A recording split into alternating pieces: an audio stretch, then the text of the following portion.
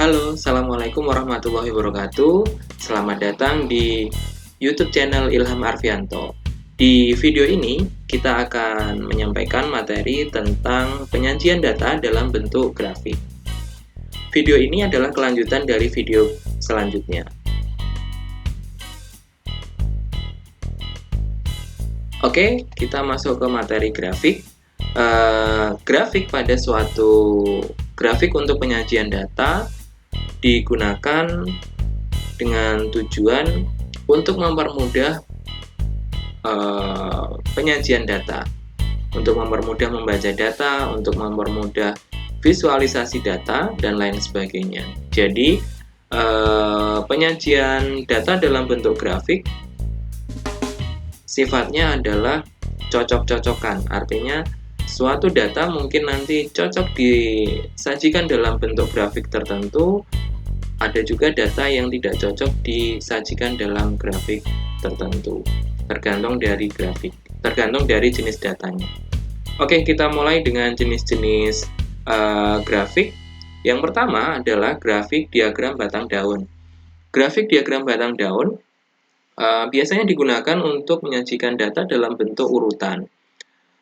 Bentuk diagram batang daun terdiri dari dua buah bagian. Yang pertama adalah bagian batang nanti yang ada di tengah.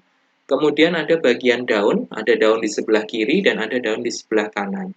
Daun di sebelah kiri nanti adalah jika pada bagian tengahnya tadi adalah bagian puluhan, maka daun yang di sebelah kiri nanti adalah bagian satuan.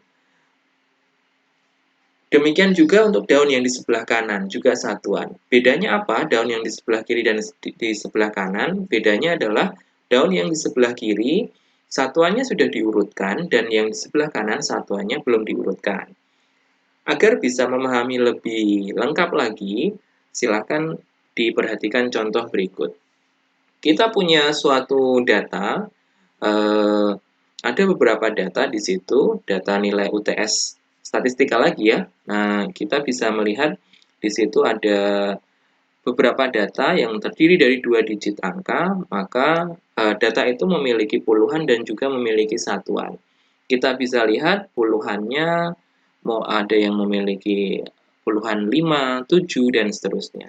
Kita identifikasi, ternyata puluhannya berkisar antara 4 sampai dengan 9. 40 sekian, 50 sekian, sampai dengan 90 sekian.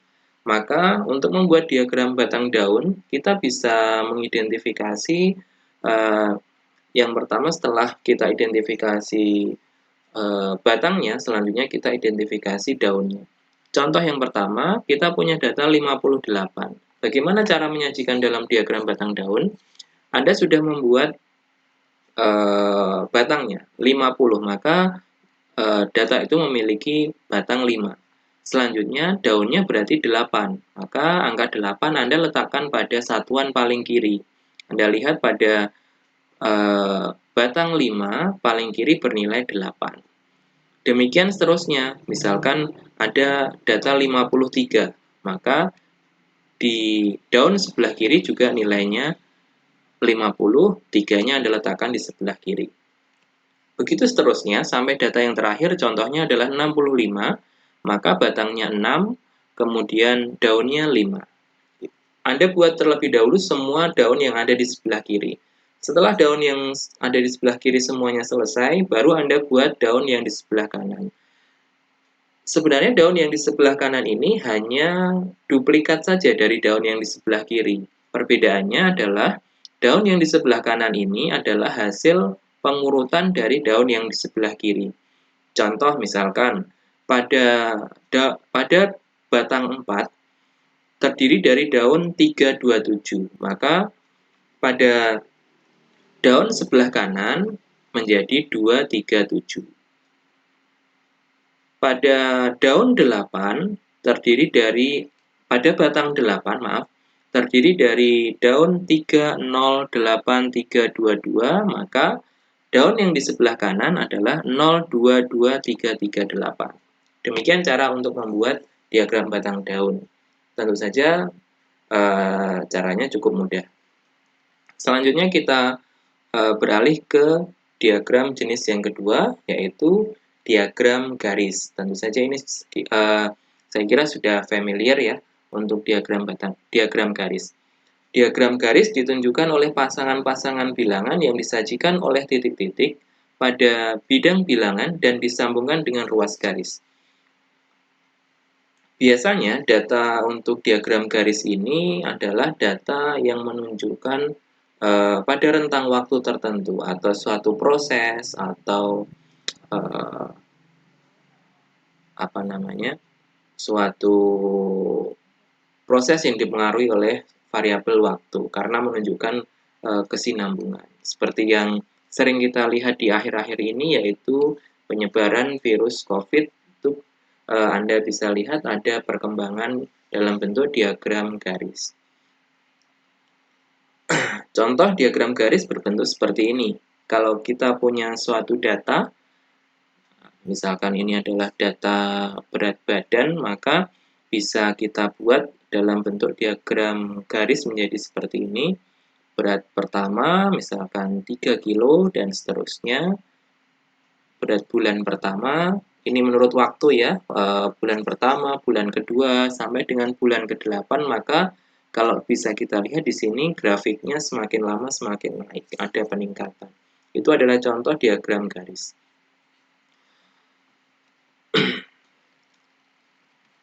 Selain diagram garis, ada juga diagram batang. Ini juga biasanya digunakan untuk menunjukkan suatu data yang bersifat ordinal atau nominal. Ordinal dan nominal sudah kita bahas di video sebelumnya. Terdiri dari dua sumbu, yaitu sumbu mendatar dan sumbu tegak.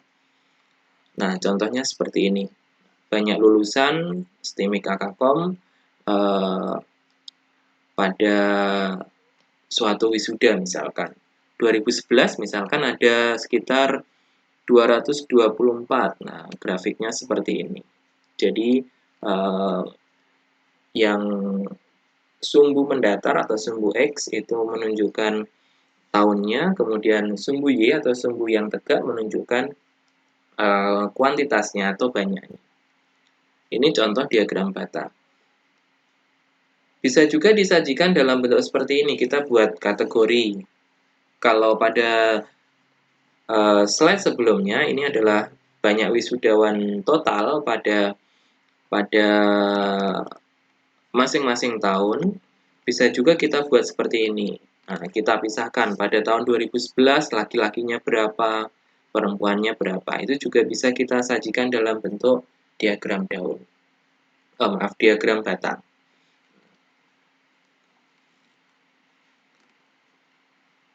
Yang keempat adalah diagram lingkaran. Diagram lingkaran, khusus untuk diagram lingkaran, ini biasanya digunakan untuk data yang berskala nominal atau menunjukkan proporsi. Jadi, berapa persen dalam suatu proporsi nanti biasanya disajikan dalam bentuk diagram lingkaran. Contohnya seperti ini. Nah, dalam aktivitas Anda dalam suatu sehari, misalkan kita bagi menjadi beberapa aktivitas, yaitu membantu orang tua, bermain, belajar, tidur, dan lain sebagainya. Nah, kita bisa melihat ada 24 jam satu hari, misalkan membantu orang tua 2 jam, dan seterusnya, sehingga kita bisa membuat diagram lingkarannya menjadi bentuk seperti ini. Diagram lingkaran biasanya disajikan dalam bentuk persentase. Kita bisa melihat, maaf ya agak bising, membantu orang tua 2 jam berarti 2 per totalnya 24 dikali dengan 100. Kita peroleh membantu orang tua yaitu sebanyak 8,3%. Nah, itu contoh membuat diagram lingkaran. Anda bisa mencobanya dengan proporsi-proporsi yang lainnya. Yang kelima ada histogram, polygon frekuensi, dan O'Keefe. Histogram adalah diagram batang yang antar batangnya saling berimpitan. Fungsi histogram menggambarkan beda antara kelas-kelas dalam sebuah distribusi. Lebih detail nanti akan kita bahas video tentang histogram. Untuk penampakan dari histogram sebenarnya mirip seperti diagram batang. Bedanya adalah kalau histogram secara visual memiliki batang-batang yang saling menempel antara batang satu dan batang yang lainnya, sedangkan untuk diagram batang memiliki batang yang terpisah antara satu dan lainnya. Contoh, kita lihat, ini contoh diagram batang yang sudah kita pelajari sebelumnya, sedangkan ini adalah contoh dari histogram. Nah, Anda bisa melihat di sini, histogram memiliki memiliki batang yang menempel antara satu dan lain. Selanjutnya, poligon frekuensi dan O'Keeffe. Poligon frekuensi sebenarnya adalah hampir mirip seperti diagram garis yang menghubungkan titik tengah dari poligon, yang menghubungkan titik tengah dari histogram. Histogram terdiri dari beberapa batang, masing-masing batang itu memiliki titik tengah yang letaknya ada di puncak dari masing-masing batang tersebut. Puncak dari masing-masing batang tersebut dihubungkan dengan sebuah garis yang saling terhubung antara batang satu dan batang yang lainnya. Itulah yang disebut dengan poligon. Jadi histogram selanjutnya kita dari ujung atas puncak dari histogram itu kita hubungkan nanti akan membentuk poligon. Kemudian yang selanjutnya ada O'Keeffe. O'Keeffe sebenarnya adalah diagram garis yang kita buat dari tabel distribusi frekuensi.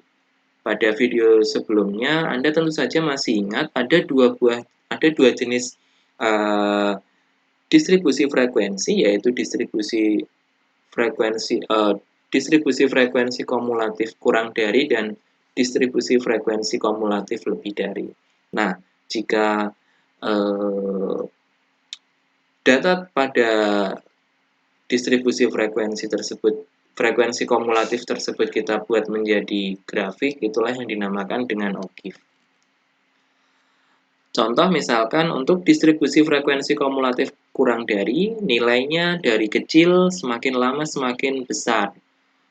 Maka ini kita namakan dengan O'Keeffe naik. Nanti silahkan bisa Anda coba menggambar sendiri, pasti gambarnya dari bawah semakin ke atas. Ini namanya adalah O'Keeffe naik dari distribusi frekuensi kumulatif kurang dari. Selanjutnya, kalau kita punya data distribusi frekuensi kumulatif lebih dari, yang nilainya dari paling besar semakin kecil, maka kebalikannya. Ini dinamakan dengan O'Keeffe kurang dari. Dari nilai terbesar, semakin ke kanan semakin kecil.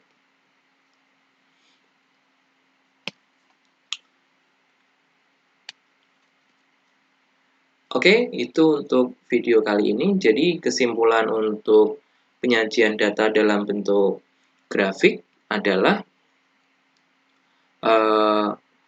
karena grafik itu sifatnya adalah sesuai dengan data yang ingin ditampilkan, maka tidak semua data cocok ditampilkan dalam grafik tertentu. Sebagai contoh, misalkan berat badan yang dihitung setiap hari.